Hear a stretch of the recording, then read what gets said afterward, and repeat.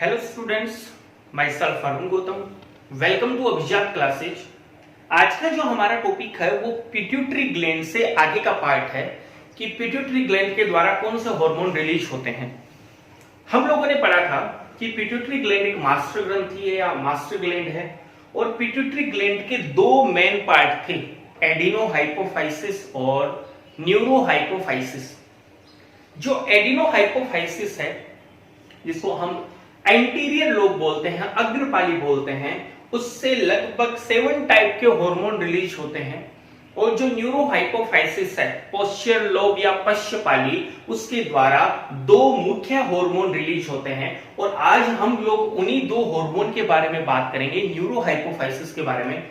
फिर जो एडिनोहाइपोफाइसिस है, उस एडिनोहाइपोफाइसिस को भी हम 2 पार्ट्स में डिवाइड करेंगे। 2 उसके मुख्य हार्मोन है और उसके अलावा कुछ छोटे छोटे हार्मोन हैं जिनके बारे में हम एक वीडियो में बात कर लेंगे। आज जो हम बात करने जा रहे हैं वो दोनों ही हार्मोन काफी इंपॉर्टेंट है, उनसे एक एक नंबर के क्वेश्चन पुटअप होते हैं। और उन 2 हार्मोन में से एक हार्मोन ऐसा है जिसको हम लोगों ने पार्टिशन में भी पढ़ा था, प्रसव की क्रिया में भी पढ़ा था, और उसका नाम था ऑक्सीटोसिन। क्या नाम था? ऑक्सीटोसिन। तो आज का जो हमारा टॉपिक है वो है कि पिट्यूटरी ग्लैंड के द्वारा कौन से हार्मोन रिलीज होते हैं। तो हम लोगों ने ये पढ़ा था कि जो पिट्यूटरी ग्लैंड है, उस पिट्यूटरी ग्लैंड के 2 पार्ट थे, एडिनोहाइपोफाइसिस और दूसरा जो था वो था न्यूरोहाइपोफाइसिस। कौन सा था? न्यूरोहाइपोफाइसिस। जो एडिनोहाइपोफाइसिस है उससे हम अग्रपाली कहते हैं और न्यूरोहाइपोफाइसिस को हम लोग कौन सी पाली कहेंगे? पश्चपाली कहेंगे। क्लियर यहां तक? अब ये न्यूरोहाइपोफाइसिस है, इसके द्वारा 2 प्रकार के हार्मोन रिलीज होते हैं। कितने प्रकार के हार्मोन रिलीज होते हैं? 2 प्रकार के हार्मोन रिलीज होते हैं। नंबर फर्स्ट जो है वो है ऑक्सीटोसिन। कौन सा हार्मोन है? ऑक्सीटोसिन हार्मोन है। और नंबर 2 पर जो हार्मोन है वो है वेसोप्रेसिन हार्मोन। कौन सा हार्मोन है? Vasopressin hormone. याद रखना, इस वेसोप्रेसिन हार्मोन को, कौन सा हार्मोन को? वेसोप्रेसिन हार्मोन को एडीएच भी कहते हैं। क्या कहते हैं? एडीएच। बात करेंगे अपन एडीएच क्यों बोलते हैं इसको। इसका नाम है पूरा anti diuretic hormone. Anti diuretic hormone. Clear यहां तक? चलो ठीक है। अब क्वेश्चन क्या पूछा जाता है कि वेसोप्रेसिन हार्मोन का कार्य क्या है या एडीएच का कार्य क्या है, या इस हार्मोन की कमी से कौन सी डिजीज होती है। और फिर हम लोग बात करेंगे ऑक्सीटोसिन हार्मोन का मुख्य काम क्या है। तो पिट्यूटरी ग्लैंड याद रखना, 2 पार्ट एडिनो और न्यूरो।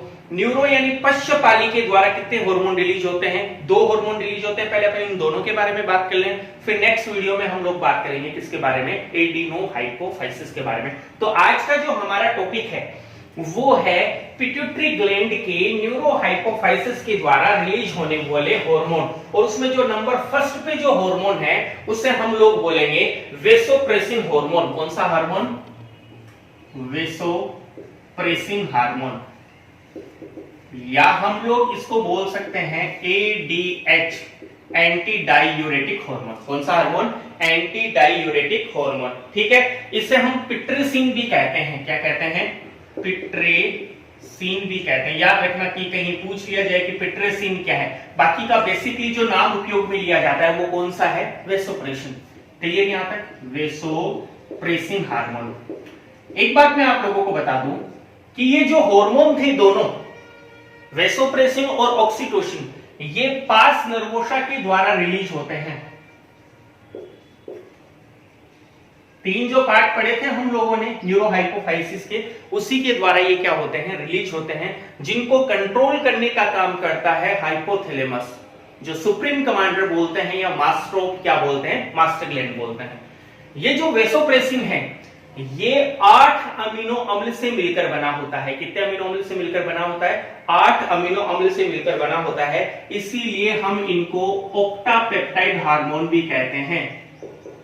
ऑक्टापेप्टाइड हार्मोन। तो याद रखना कि क्वेश्चन आ जाए कि पिट्यूटरी ग्लैंड के द्वारा स्रावित वे हार्मोन बताइए जो ऑक्टोपेप्टाइड टाइप के होते हैं, 8 अमीनो अम्ल से मिलकर बने होते हैं। तो हमारा आंसर क्या होगा? वेसोप्रेसिन या एडीएच। क्लियर?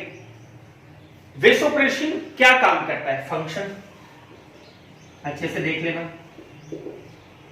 फंक्शन क्या है इसका, ये जो है वृक्क के द्वारा, किसके द्वारा, वृक्क की जो ट्यूब्यूल्स होती है, नलिका होती है, उसके द्वारा जल के पुनः अवशोषण को बढ़ाता है। किसको बढ़ाता है, जल के पुनः अवशोषण को, यही है इसका मेन काम, जल के पुनः अवशोषण को बढ़ाना, रीअब्जॉर्प्शन, पुनः अवशोषण को बढ़ाता है। बोले जल के पुनः अवशोषण से मतलब वृक्क यहां पर क्या रोल निभाएगा, तो वृक्क किडनी में एक स्ट्रक्चर आप लोगों ने पढ़ी होगी, नेफ्रॉन, और हम लोग वीडियो में बात करेंगे जब हम लोग उत्सर्जन तंत्र के बारे में बात करेंगे कि नेफ्रॉन क्या है। तो मैं आप लोगों को एक बेसिक सा बता देता हूं कि ये जल अवशोषण होता क्या है। तो नेफ्रॉन की संरचना में ये आप लोगों ने पढ़ा था बोमेन संपुट। कौन सा संपुट पढ़ा था, बोमेन संपुट। और बोमेन संपुट के बाद में समीपस्थ कुंडलित नलिका थी, फिर उसके बाद में हेनले का लूप था, और हेनले के लूप के बाद में ये डीसीटी थी, और फिर उसके बाद में कलेक्टिंग ट्यूब आ गई थी। कौन सी ट्यूब आ गई थी, कलेक्टिंग ट्यूब। याद आया कुछ, हम लोगों ने बात की थी इसके बारे में कभी ना कभी कि ये वाली एक ऐसी स्ट्रक्चर होती है, ठीक है। अब यहाँ पर क्या है, यहाँ पर धमनी आती है, आर्टरीज आती है, किसको लेकर आएगी, वो ब्लड को लेकर आएगी। किसको लेकर आएगी, ब्लड को। और यहां से भी एक आर्टरीज निकलती है। यहां होता क्या है, नेफ्रॉन का मेन काम क्या है, नेफ्रॉन का मेन काम है यूरिन का फॉर्मेशन करना, मूत्र का क्या करना, निर्माण करना। अब मूत्र निर्माण की क्रिया कैसे होगी, तो हम ये कहेंगे कि जब ये आर्टरीज यहां ब्लड को लेकर आती है तो यहां से ये इसका व्यास है वो बड़ा होता है, यहां निकलने समय इसका व्यास है वो क्या होता है, कम होता है। तो जितना ब्लड यहां अंदर आएगा उतना ब्लड इधर कहां नहीं निकल पाएगा, बाहर नहीं निकल पाएगा। और यहां जो ग्लोमेरुलस है, केशिकाएं हैं, वहां छोटे छोटे क्या पाए जाएंगे, छिद्र। तो ब्लड पर एक प्रेशर लगेगा, क्या लगेगा, एक दाब लगेगा, और दाब की वजह से ब्लड यहां छन जाएगा, फिल्टर हो जाएगा। क्या हो जाएगा, फिल्टर। तो ब्लड जब यहां पर फिल्टर होगा तो कुछ मिनरल्स निकलेंगे और साथ में जल की बहुत अधिक मात्रा निकल गई। अब वो जल की मात्रा यहाँ नेक वाले पार्ट से होते हुए इस पार्ट में आएगी, फिर हेनले के लूप में आएगी, फिर यहाँ डीसीटी में आएगी। डीसीटी के बाद में दूरस्थ कुंडलित नलिका के बाद में वो संग्रहण नलिका में आ जाएगी। और ये जो संग्रहण नलिका है, कलेक्टिंग ट्यूब, ये किडनी के पैल्विक भाग में खुलेगी, जहां से वो मूत्र के रूप में कहा चला जाएगा, हमारे यूरिन ब्लैडर में चला जाएगा। यहां तक क्लियर हुआ। अब एक बात याद रखना कि जब रक्त यहां छनता है तो क्या निकल गया रक्त से, जल। यदि जल पूरा का पूरा निकल जाता है, तो जल पूरा का पूरा निकल जाता है तो शरीर में जल की क्या होगी, हानि होगी एक तो। दूसरा, जल यदि पूरा निकल जाएगा तो यूरिन जो है वो पतला हो जाएगा। क्या हो जाएगा, पतला। क्यों, क्योंकि उसमें जल की मात्रा अधिक हो जाएगी। अब जल की मात्रा अधिक हो जाएगी तो व्यक्ति को बार बार में क्या लगेगी, पेशाब लगेगी। उस बीमारी को हम लोग बोल सकते हैं पोलीयूरिया। क्या बोल सकते हैं, पोलीयूरिया, या मूत्रलता, बार बार में मूत्र त्यागने की बीमारी को हम क्या बोल सकते हैं, पोलीयूरिया। तो हम ये कह रहे हैं कि रक्त तो गाढ़ा हो जाएगा। क्या हो जाएगा, रक्त तो गाढ़ा हो जाएगा और मूत्र जो है वो क्या हो जाएगा, पतला। अभी मैंने क्यों बताया, ये केवल इतना याद रखना कि ये जो हार्मोन है वो वृक्क नलिका को जल के पुनः अवशोषण की क्रिया बढ़ाने के लिए क्या करता है, प्रेरित करता है। अब देखो हम बात करते हैं आगे। तो बोले इससे जल के पुनः अवशोषण की क्रिया होने से क्या होगा, तो जल को जब हम पुनः अवशोषित कर लेंगे तो मूत्र जो है उसका निर्माण ज्यादा नहीं होगा, और जब मूत्र का निर्माण ज्यादा नहीं होगा तो पोलीयूरिया की क्या नहीं होगी, प्रॉब्लम नहीं होगी।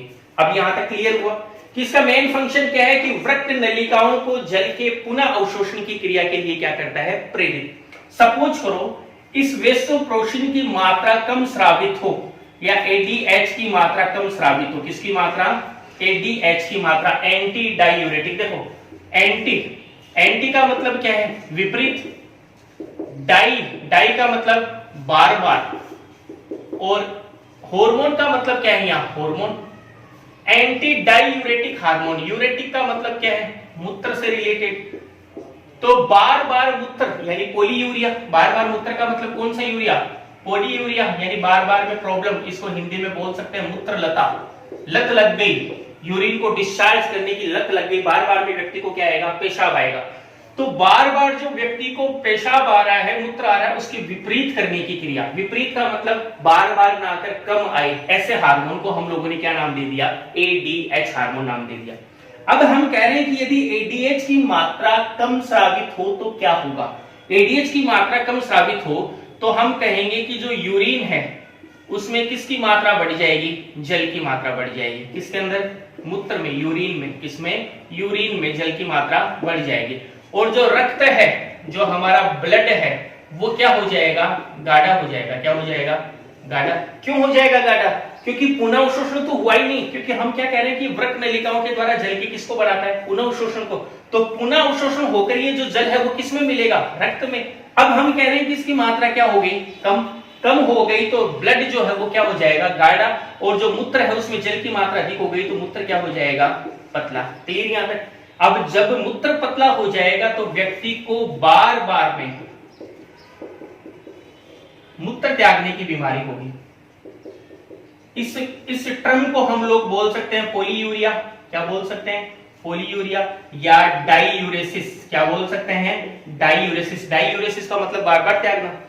अब जिस व्यक्ति को मूत्र त्यागने की बीमारी हो बार बार, उस डिजीज को हम लोग बोलते हैं डायबिटीज इंसिपिडस। क्या बोलते हैं, डायबिटीज इंसिपिडस। याद रखना, बड़ा इंपॉर्टेंट है कि डायबिटीज इंसिपिडस का मतलब क्या है। डायबिटीज इंसिपिडस का मतलब है पॉलीयूरिया, बार बार मूत्रलता की प्रॉब्लम। और ये जो रोग है ये किसकी वजह से होता है, ये होता है जब हमारे शरीर में एडीएच की मात्रा क्या हो जाए, कम हो जाए। क्लियर हो गया यहां तक। तो अब कोई पूछे कि फंक्शन क्या है, तो ये तो हुआ इसका फंक्शन। और कोई पूछे कि इसकी कमी से कौन सा रोग होता है, इसकी कमी से डायबिटीज इंसिपिडस हो सकता है, या फिर क्या हो सकता है, पॉलीयूरिया हो सकता है। यहां तक क्लियर हो गया। इसके अलावा और क्या कार्य हैं इनके अलावा हम बोलेंगे कि ये जो हार्मोन है वो ब्लड प्रेशर को बढ़ाता है। किसको बढ़ाता है, ब्लड प्रेशर को बढ़ाता है। रक्त के दाब को भी बढ़ाता है। किसके दाब को बढ़ाएगा, रक्त के दाब को बढ़ाता है।